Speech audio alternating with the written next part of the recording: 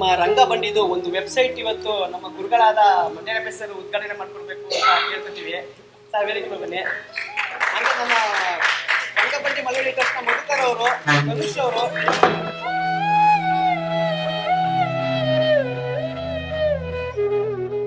ಮಧುಗೆ, ರಂಗಬಂಡಿಗೆ ಮುಂದಿನ ದಿವಸಗಳಲ್ಲಿ ಮತ್ತಷ್ಟು ದೊಡ್ಡ ಯಶಸ್ಸು ಸಿಗಲಿ. ಈ ಥರ ನೂರಾರು ಮೌಲ್ಯಯುತವಾದಂಥ ಸಮಾಜಕ್ಕೆ ಬೇಕಾದಂಥ ನಾಟಕಗಳು ಮತ್ತೆ ಮತ್ತೆ ಸೃಷ್ಟಿ ಆಗ್ತಾನೆ ಇರಲಿ. ಆಶಾವಾದ ಜೊತೆಗೆ, ಹಾರೈಕೆ ಜೊತೆಗೆ ನಟನ ಯಾವತ್ತೂ ಅವ್ರ ಜೊತೆ ಪ್ರೀತಿ ಮಾಡ್ತಾನೆ ಇರುತ್ತೆ ಅಂತ ಹೇಳ್ತಾ ಈ ವೆಬ್ಸೈಟ್ನ ಉದ್ಘಾಟನೆ ಮಾಡ್ತಾರೆ.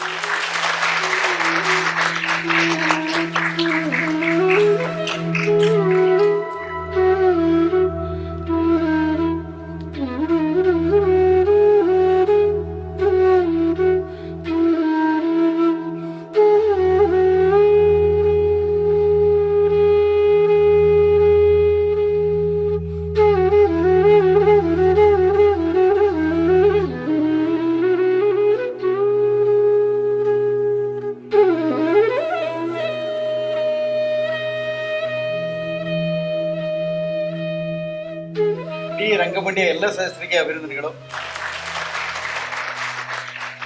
ಮೊನ್ನೆ ಅವನು ಮಳವಳ್ಳಿ ಒಂದು ನಾಟಕೋತ್ಸವ ಮಾಡ್ದ, ಎಷ್ಟು ಸಂತೋಷ ಆಯಿತು ನನಗೆ. ಅಂದ್ರೆ ಮಳವಳ್ಳಿ ಸುಂದರಮ್ಮನವ್ರ ಹೆಸರಿನಲ್ಲಿ ಅವರು ನಾನು ಮತ್ತೆ ನಾಟಕ ಮಾಡ್ತೀನಿ ಅದು.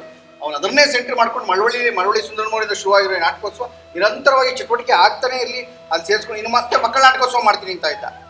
ಇಲ್ಲಿ ಫಸ್ಟ್ ಬಂದು ಓಡಾಡ್ಬೇಕಾರೆ ಏನೋ ಮಾಡ್ಬೇಕಾರೆ ಅರಮಲ್ಲ ಮಣ್ಣ ಇವನ್ನ ಕರ್ಕೊಂಬಂದು ಇಲ್ಲಿ ಸೇರಿಸಿದಾಗ ನಾನು ಹುಡುಗ ಮಾಡ್ತಾನೆ ಪಾಪ ಏನು ಮಾಡ್ತಾನೆ ಅಂತ ನಾನೇ ಹಿಂಗೆ ಅಂದ್ಕೊಂಡಿದ್ದೆ. ಆದರೆ ಇವತ್ತು ನಿಜವಾಗ್ಲೂ ಭಾಳ ಸೀರಿಯಸ್ ಆಗಿ ರಂಗಭೂಮಿ ತಿಳ್ಕೊಂಡು ಅದರಲ್ಲೇ ಬದುಕಿ ಬಾಳ್ತಾ ಇದ್ದಾನೆ. ಮತ್ತು ಅದರಲ್ಲಿರೋ ಹುಡುಗಿನೇ ಮದುವೆ ಆಗಿದ್ದಾನೆ. ನಾಟಕದವ್ರನ್ನ ಕಟ್ಕೊಂಡು ಕೆಲಸ ಮಾಡೋದು ಎಷ್ಟು ಕಷ್ಟ ಅಂತ ಅನುಭವಿಸಿದವ್ರಿಗೆ ಮಾತ್ರ ಗೊತ್ತು. ಹಾಗಾಗಿ ಯಾಕೆಂದ್ರೆ ಅವರು ಇವ್ರನ್ನ ನಂಬೋದು ಕಷ್ಟ, ಇವ್ರಿಗೆ ಯಾಕೆ ಕೆಲಸ ಇದ್ದವ್ರು ಇವ್ರನ್ನ ಅವ್ರೇನು ನಂಬ್ತಾರೆ ಪಾಪ, ಅದು ಇನ್ನೂ ಕಷ್ಟ. ಆದರೂ ಈ ಥರದೊಂದು ಟಾಸ್ಕ್ ತಗೊಂಡಿದ್ದಾನೆ, ಸವಾಲು ತೊಗೊಂಡು ಕೆಲಸ ಮಾಡ್ತಾ ಇದ್ದಾನೆ. ಅವ್ನು ಒಳ್ಳೇದಾಗಲಿ ಅಂತ ಅತ್ಯಂತ ಪ್ರೀತಿಯಿಂದ ಹಾರೈಸ್ತೀನಿ. ಅವನ ಜೀವನದುದ್ದಕ್ಕೂ ಮಧುರವಾಗಿರಲಿ ಅಂತ ನಾನು ಹಾರೈಸ್ತೀನಿ.